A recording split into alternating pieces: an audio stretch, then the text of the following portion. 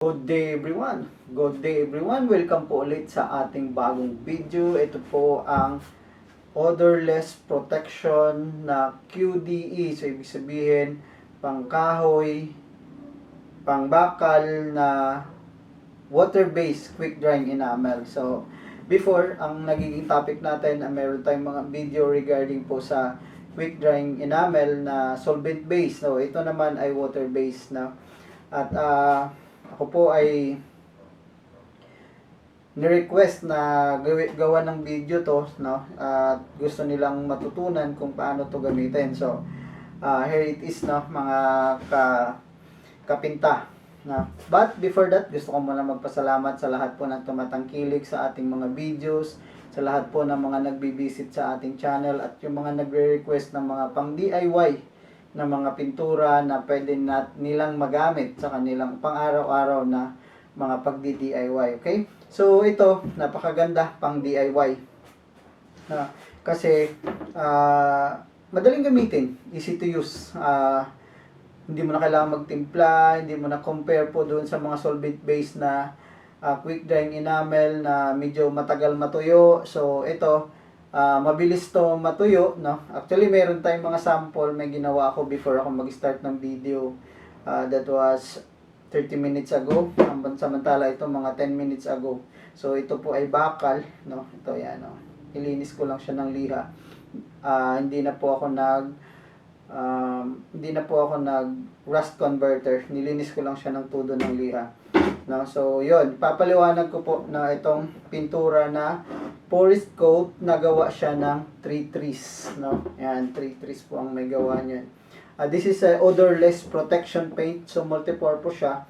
Ang kiniklaim doon sa kanyang website na ito po ay multipurpose. So, kaya ginawa natin ng video kung how it is talaga. Actually, matagal na tong, I think 2 weeks ago na hinihingi sa akin kung pwede akong gumawa ng video regarding this now. Pero, I decided na ako muna gagamit. So, gumamit ako a month ago, no? Pero nung nag-start na may magre-request po na gamitin po ito, I'll try 2 weeks ago po talagang pinag-aralan ko siya. Kung gaano siya kaganda, no? Actually, sa tindahan natin marami na rin mga bumibili na paulit-ulit, lalong-lalo na po doon sa mga nagre-renovate, may sa kwarto, sa indoor, no? So, without further ado, ito na po ang ating 3 trees forest coat na protection paint. So, kung tawagin po ito sa layman's term is water-based QDE. Water-based na quick drying enamel. So, yun. Mga ano ko lang dyan sa aking working area. Ito po ay mga ritaso, no? So, ito ay solvent-based na QDE ang ginamit dito. Actually, sa ano to? Stand ito ng aking mga display rack. And this one naman is, actually, ito na-applyan ko na to before. Nag-demo ako regarding kung paano gamamit ng rust converter. So, ito po yun, no? Ito po yung resulta niya, pero matagal na kasi, I think kasi matagal na ako hindi nag-video because pumukus po tayo sa negosyo. So, yan. And ito yung result, kaya ang ginawa ko is niliha lang talaga siya and pininturahan ko na itong 3 trees. Ito po ay isang coat pa lang. Okay?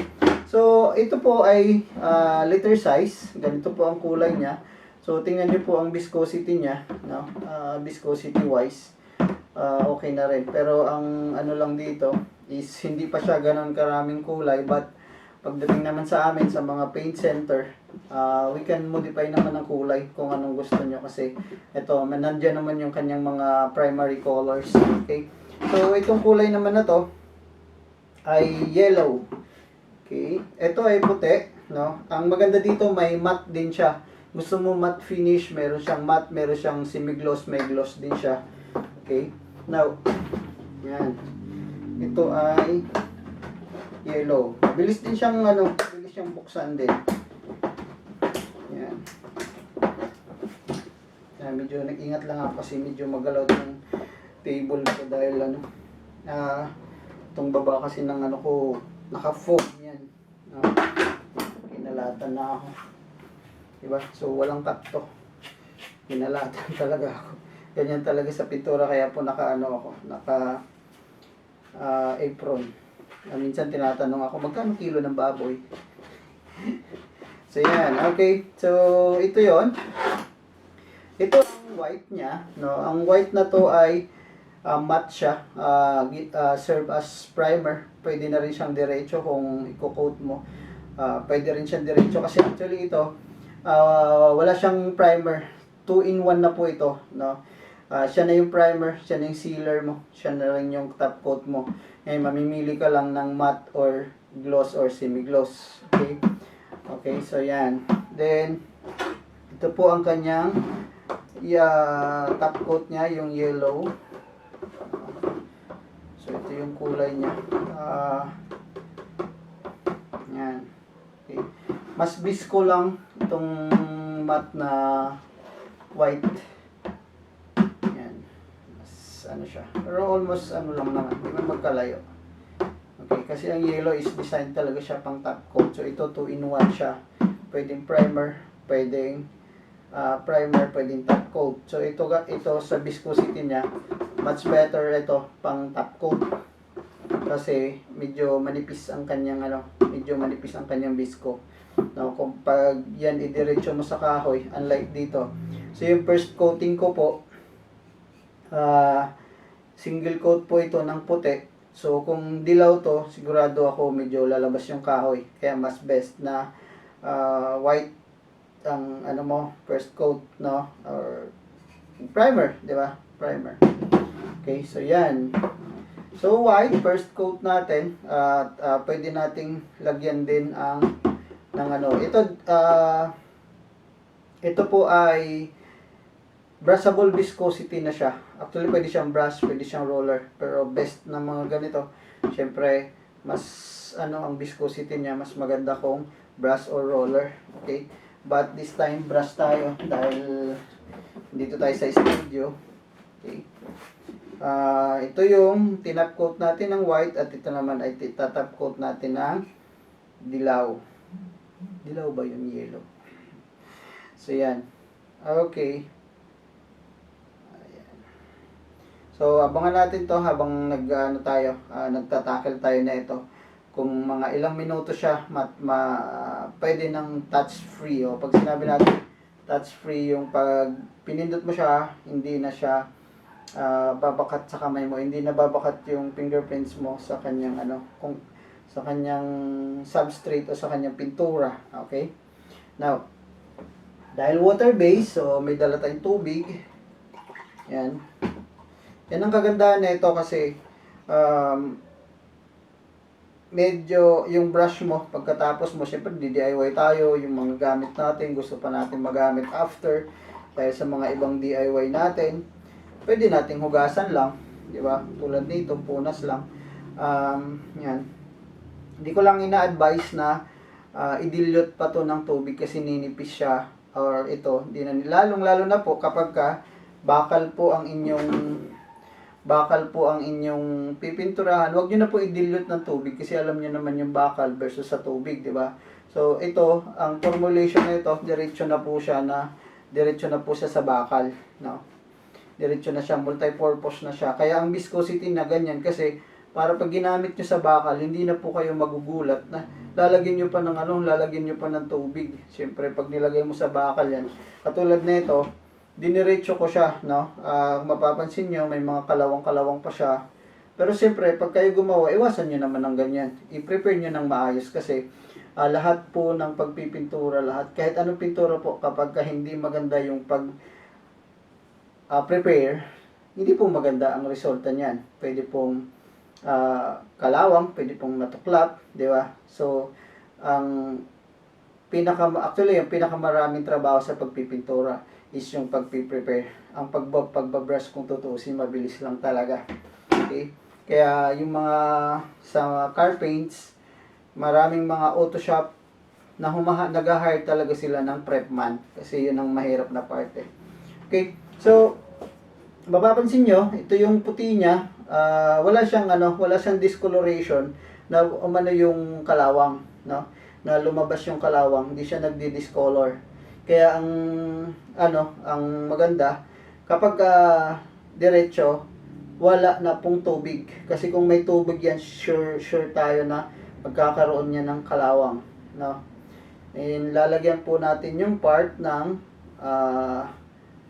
dilaw. Kaya mas maganda kung gagawin natin, maglalagay tayo nito, mas best kung katulad ito, bakal, mapunasan natin ng rust converter, no? Para lahat ng mga kalawang o lahat ng rust na nandito, yung parang alikabok na nandito, ko-convert niya into bakal, no? Pag na-convert na yun into bakal, safe ka na, hindi na siya magkakalawang kasi yung mga rust na yun nako-convert na into metal.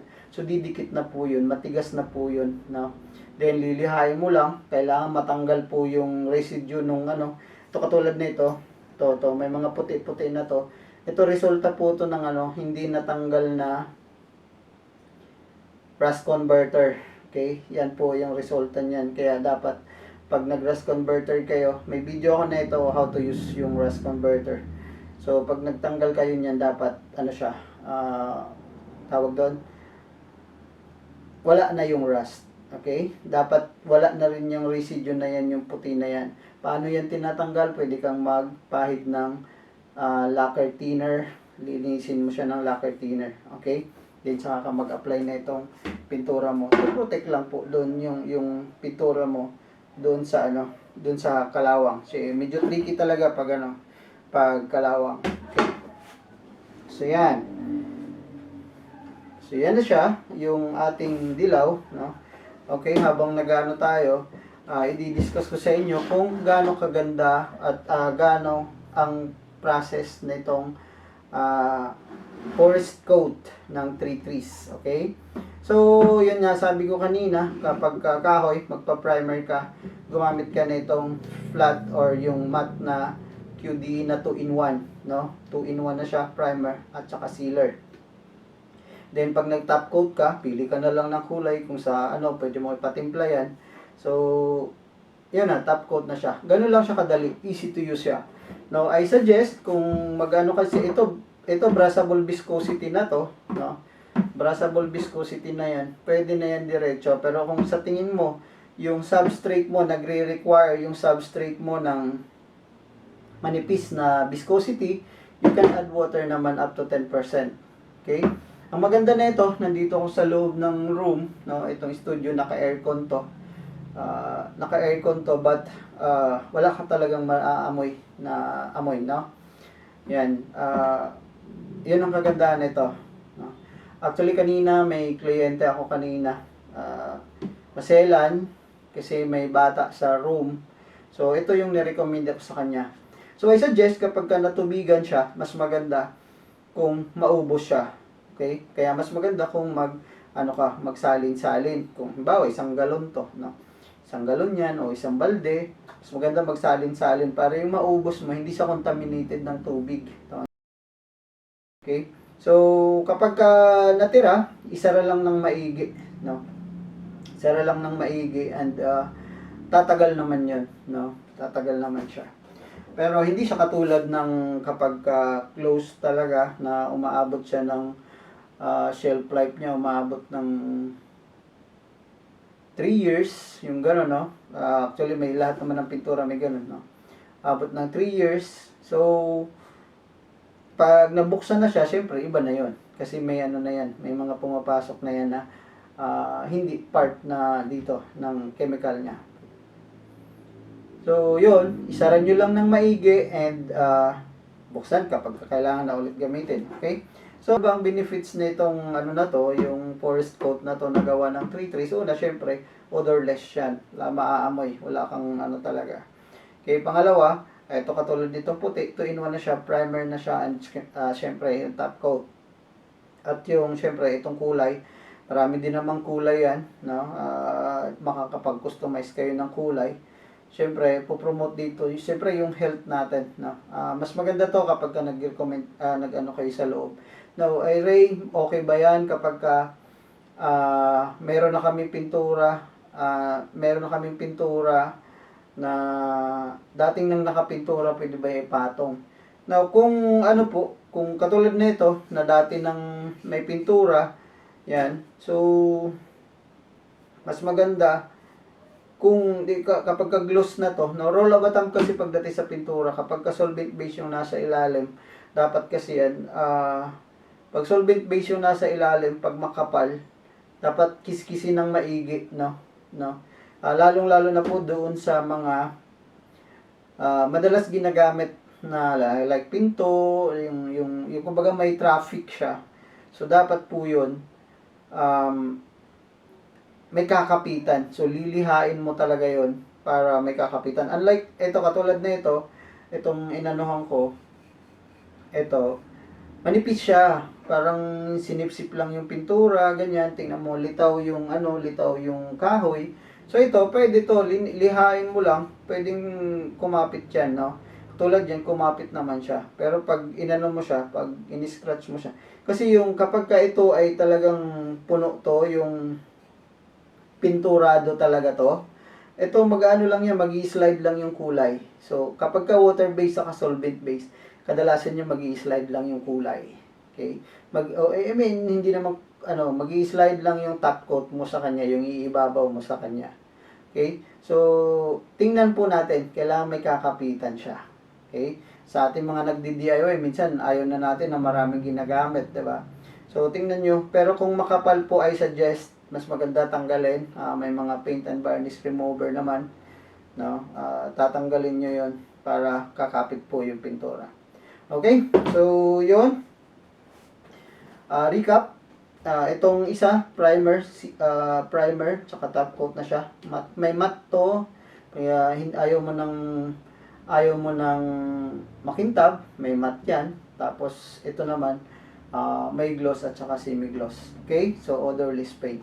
Kung may mga katanungan kayo, just comment below lang po at sikapin po natin masagot ang inyong mga katanungan. Once again, ito po ulit ang inyong pambansang paint tutor. Good day and happy painting everyone.